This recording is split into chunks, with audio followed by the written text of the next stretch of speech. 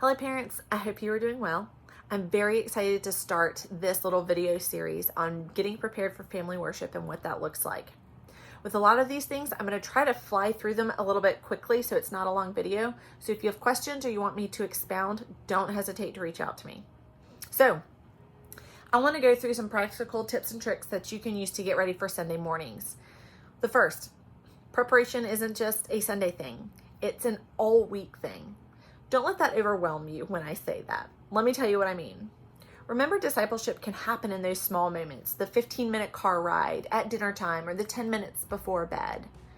These moments can actually help prepare you for family worship on the weekend. For example, every Monday I'll post songs that we're going to be singing in the upcoming weekend.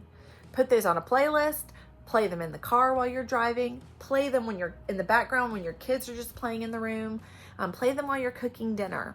Put them on wherever your kids are listening. They'll begin to learn those songs.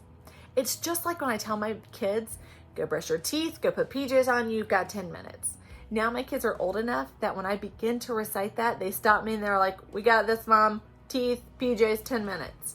They can recite that verbatim because I've said it over and over and over and over. The songs are the same thing. The more you get your kids in front of those songs, they'll learn the words, which means they're learning truths of God and prayerfully then engaging and singing with you on Sunday mornings. Thursdays, I'll post a scripture passage that our pastor's going to be preaching through on the weekend. Take some time over the next few days before Sunday to begin to read through that passage with your family. This is something that you can go back and explain the verses in your own words, depending on the ages of your kids. You can ask what words the kids don't understand and begin to teach and tell them, hey, this is what this means. You could also even ask the kids a question about the verses. So for example, we just walked through 1 Peter 5, 6 through 11. So after reading that, you could then go back and say, hey family, let's focus on verse 7.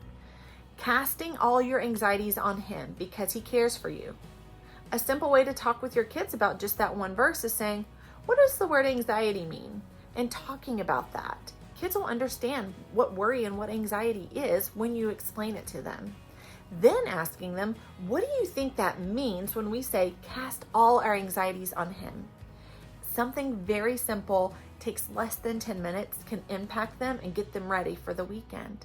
How great would it be if they're sitting with you in family worship, they hear the pastor begin to read those verses and they thought, I know these. My parents have already read this to me.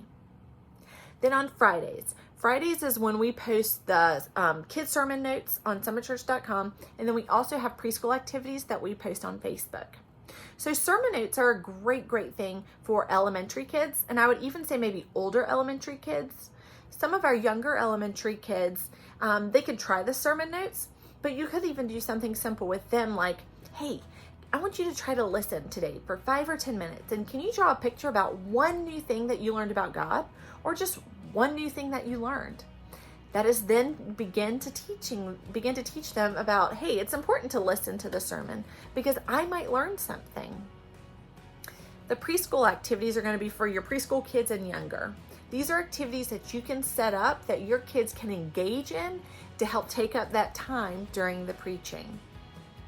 So all of this you can set up and have ready for your kids before that Sunday morning. So preparing before the service, that's huge.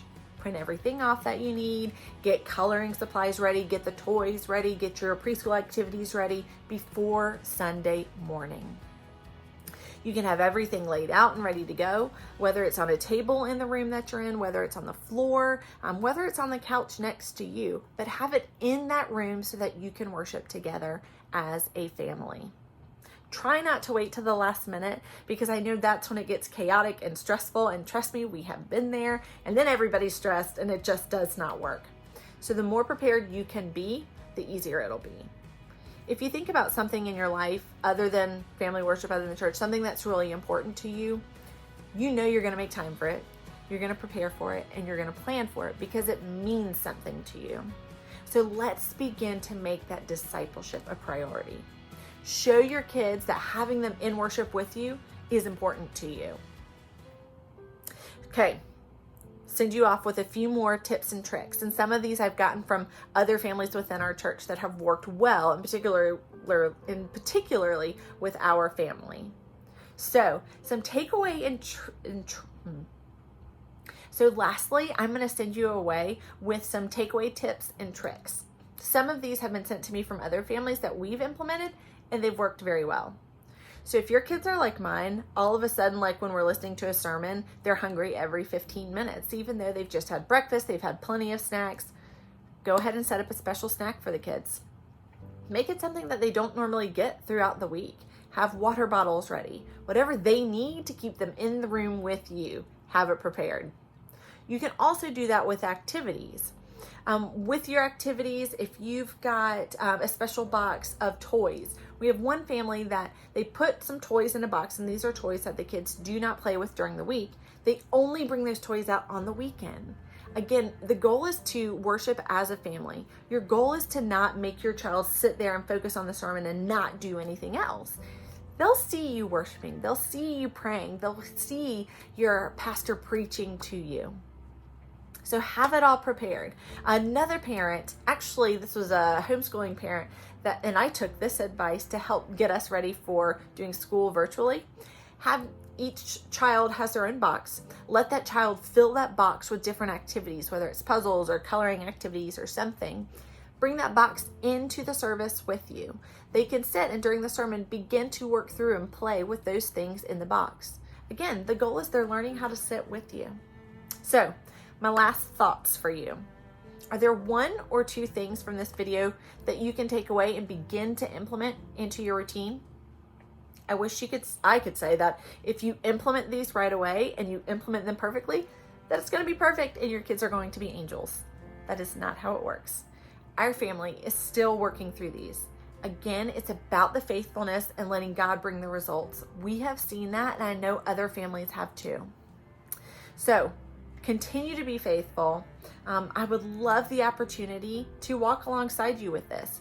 If this is something, again, you have more questions or you want to work through your routine, don't hesitate to reach out to me.